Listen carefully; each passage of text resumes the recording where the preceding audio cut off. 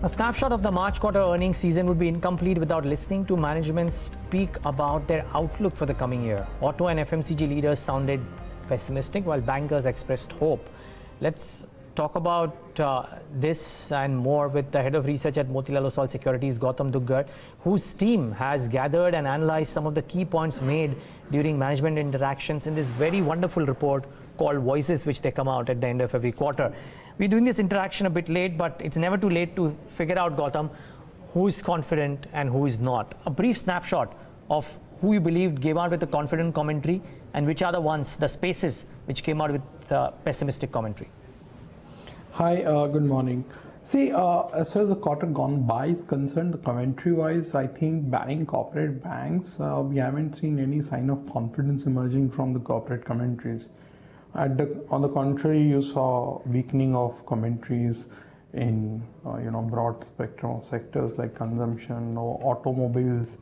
Those are two sectors which have turned far more weaker in their commentaries. Consumer, for example, this was the first quarter where they unanimously pointed out the underlying slowdown, especially in the rural consumption. Autos, we've been seeing the monthly data for last 8 months now, so you don't need any additional commentary. But even then, you saw commentary turning a bit more weaker, at least for the first half. Corporate banks, obviously, the asset quality has rebounded. At least you've seen decline in fresh slippages, and the guidance going forward remains for further improvement in the underlying, whole asset quality mix out there. And of course, even the market share gain that they've been having from NBFC because of the issues NBFC has been grappling, it's been very positive for the banking system as a whole. And at the margin, you have seen for corporate banks, asset quality also rebounding. So that is one, exception in terms of the commentary that we have seen in this quarter. Okay, so let's work with this assumption that financials came out with positive commentary. Where within this pocket, Gautam, did you find the commentary so positive that you thought that even if the valuations are expensive, the commentary in the outlook suggests that the valuations will stay expensive, if not become more expensive?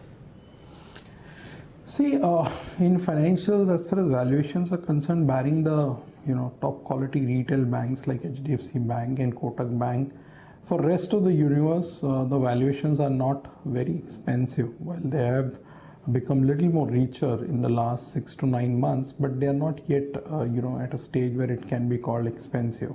So when you look at something like an ICICI Bank or an Axis Bank or an SBI, where the asset quality improvement is underway, I don't think, currently their valuations are expensive given that we are now at the beginning of a new cycle. So clearly that part of the whole banking mix, that is something from a portfolio point of view is not looking very expensive. And things where there are some concerns on valuations, they've always been there, but then the underlying performance has been so robust that you could look beyond 1 year or 2 year of expensive valuations. So for example, HDFC Bank has once again reported a very strong year, and they're expected to report another good year this year too. So clearly you will find valuations remaining expensive there. Same is the case for Kotak Bank, same is the case for Bajaj Finance or HDFC. Where valuations have turned little more benign is in the NBFC space, because the whole host of issues they've been going through, be it on the liquidity side, be it on the asset quality side, or the overall disbursement slowdown or rather moderation that we have seen in the last 2 quarters for the NBFC universe. So there we have seen some softening of valuations, but again the underlying issues are so big that the uncertainty will keep the valuations in check for some more time before one gets a conclusive evidence that things have now changed completely for that sector. Okay, I was looking at the note, Gautam, on the sectors that either have done well or not, or at least the commentary is looking good or no. The managements of Bharti and Vodafone Idea sounded bullish given the oversubscription of the rights issue and the turnaround of the wireless performance in 4th quarter. Does that bullish commentary by itself lead to an investment case, or would you leave it at that? Yes, the commentary is bullish, let it show in the print, let the ARPUs go up, let the rates go up, and then we'll take a call? How do you approach this now? No, actually, this quarter we have seen some pickup in ARPUs for both Bharti and Vodafone Idea. Incrementally for Bharti, we have seen balance sheet improvement also. We have seen steps on deleveraging of balance sheet, and at the same time ARPU improving. So those are two critical improvements as far as the financial performance of Bharti is concerned. On Idea, obviously, one has to remain very cautious given the magnitude of debt that they have on their balance sheet and the kind of capex that they continue to implement.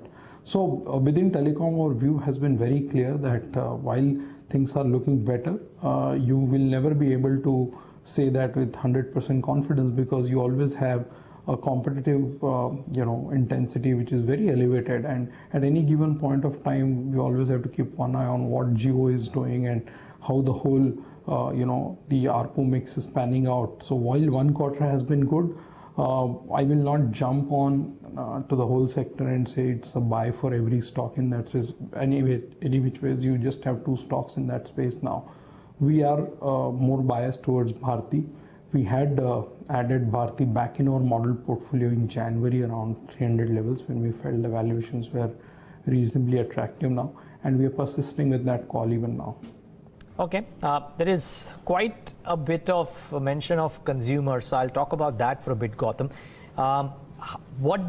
What stood out in the commentary from that pocket, and then we'll move on to some individual things as well, some specific names and the auto space individually too. But consumers, how did it shape up usually? Yeah, actually in consumer, this is the first quarter where almost every company has voiced concern around the rural consumption slowdown. And it is also reflecting in the numbers and even the channel checks that we are doing in this quarter. That slowdown seems to have persisted even in this quarter. And monsoon is not looking very healthy, at least as of now when we speak. So clearly there are concerns in that space. For example, Hindustan Lever in its commentary did point out that the gap between urban and rural, which used to be 1.5x, has come down to just 1.1x now. So clearly very little to differentiate between the urban and rural growth rates. And at the margin, if you think that the monsoon is not going to be healthy this year as well, then obviously we are looking at more problems going forward. And large part of the margin expansion for the sector is in the base now, because GST related efficiencies which were captured in FY18 and large part of FY19 will now be in the base. So it will be very difficult for companies to report margin expansion on that expanded base. So it is very important for the sector to have strong volume growth for them to report any healthy earnings growth. And as we speak, it seems that we might have a couple of quarters where volume growth may look very stagnant. And therefore, when you look at that in the context of the valuations that we are seeing in that sector, it becomes extremely important to be very selective and choosy in that space. Of course, Hindustan Lever's 7-8% volume growth is extremely healthy on a high base, but for rest of the companies in that space, the volume growth was not anything to write home about. What about autos? I mean, I think the Q4 impacted the weak buying sentiment in the rural areas. People were anticipating that or at least experts were telling us that things would improve post-elections. R.C. Bhargav mentioned that August would see that. Did the commentary from the companies that you heard in the con calls or individually suggest any kind of possibilities of a pickup? See, after that commentary, we have seen 2 months of auto monthly numbers, and those numbers betray any improvement in the demand. So while in some pockets you have seen improvement in inventory, inventory correction has happened in some pockets, but by and large the underlying weakness has continued even now, be it four-wheeler or two-wheeler or even CV. Of course, in second half of FY20, there is a hope that BS6 related transition will help, but that will be a one-time bounty and market will look through that. So it is important for a sustainable improvement in the demand condition, and that is not looking imminent, given that there is a pressure related to monsoon, there is a higher cost of ownership, there is still a liquidity issue which is going on for NBFC. So the slowdown in NBFC disbursement has also impacted the auto numbers, I would reckon. As of now, it looks like the underlying improvement is some time away, but stock prices could be a very different game because a lot of that is now factored into the numbers. So maybe stock prices may not correct much at every monthly disappointment in the numbers, because large part of that correction seems to be already in the place. However, numbers will take some more time, I would think, before it starts showing growth. And I won't go by just the base effect related growth. The underlying improvement has to be there before the stock see any bounce in their or stock see any meaningful re-rating. We have Maruti, which has seen a de-rating of almost 20% in the last 1 year. Now the stock is trading at 23 times. It used to trade at 27, 28 times a year, 18 months back. But even at 23 times, there is a room for further de-rating if the numbers on a monthly basis do not show any pickup. Having said that, within the space, we like Maruti. That's the only stock which we are currently bullish on. And in the auto anch space, we continue to like Motherson Sumi. Okay. Titan is in news today. One of your peers has gone ahead and upgraded the stock. The stock was very active on open. They have maintained the 20% overall sales growth guidance for FY20. Did you like what they said post the earnings, and what's the call on the stock now?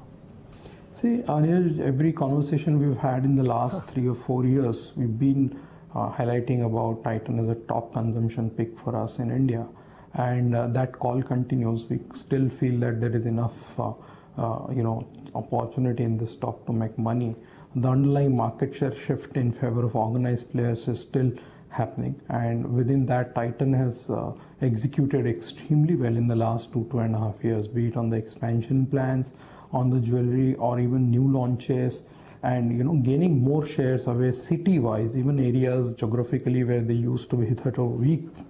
There they've gained share in the last 2 years because of the whole shift towards the organized guys post demonetization and GST. We remain extremely confident of that story, and I think that lack of competition and continued regulatory tailwinds for the sector will aid Titan, and it remains a multi-year story. So I won't get too excited or dejected about a quarter's performance here or there. It continues to remain a very strong secular opportunity, and it's still is our top consumption peak as far as India consumption is concerned.